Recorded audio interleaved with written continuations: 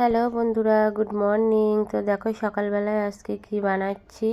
আসলে ছেলেগুলো বলছে মা পিঠে বানাও। পিঠে বলতে ওই যে আমরা অনেকে বলে থাকি যেটা খোলা পিঠে বা অনেকে কাস্তে পোড়া বলে থাকে গ্রাম বাংলার দিকে। তো সেই পিঠেটাই বানাবো, কিন্তু আমার তো উনুন নেই, আমি গ্যাসেই করব। তো গ্যাসে নন স্টিকের আমার ওই তাওয়াটা আছে, গোল গোল গোল গোল করা সব। তো ওতেই আমি আজকে বানাবো সকালবেলায়। তো হচ্ছে দেখো এখানে 2 কাপ মতন চালের গুঁড়ো আর 1 কাপ ময়দা নিয়ে নিয়েছি। নিয়ে উষ্ণ উষ্ণ গরম জলে একটু লবণ দিয়ে এটা ভালো করে গুলে নিয়েছি। নেওয়ার পরে এখন একটু ভালো করে ফেটিয়ে নিচ্ছি। খুব বেশি পাতলা করিনি, একটু হালকা হালকা হবে, আবার একটু মোটা।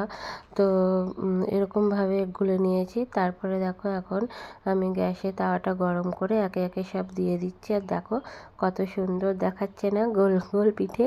তো আমার ছোটো ছেলেটা খেতে খুব ভালোবাসে এটা। আসলে ওর বাবা এনেছে গুড়, তো ওই গুড় দিয়ে আর কি ঝোলা গুড় যেটা হয় না, তো ওই ঝোলা গুড় দিয়ে এই পিঠেটা খেতে খুব ভালো লাগে।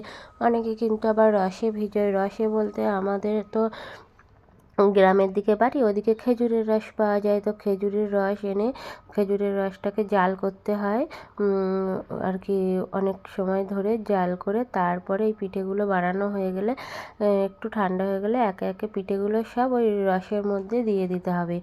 তো দেওয়ার পরে আর কি ঢেকে রেখে দিতে হবে। আর সকালবেলায় এত সুন্দর ফুলে ফুলে উঠবে না, সেই সুন্দর লাগে খেতে। তো এখানে তো আর খেজুরের রস পাই না, হয়তো একটু গ্রামের দিকে গেলে পাওয়া যায়। তো খেজুরের রস সত্যি বলতে এখানে যতদিন ছিলাম আজ পর্যন্ত খেজুরের রস পাইনি।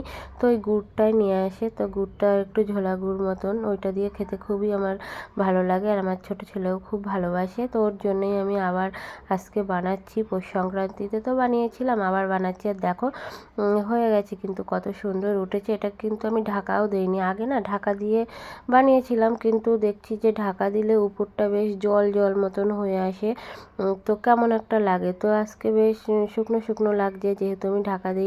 আর দেখো কত সুন্দরভাবে, কি সুন্দরভাবে উঠে গিয়েছে। আর খুব সুন্দর হয়েছে, ভিতরটা বেশ নরম।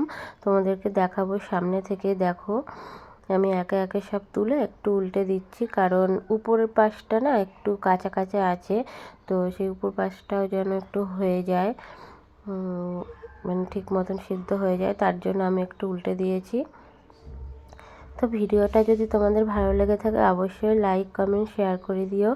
আর বন্ধুরা আমাকে একটু ভালোবাসা দিও তোমরা, আমিও সবাইকে ভালোবাসা দেবো।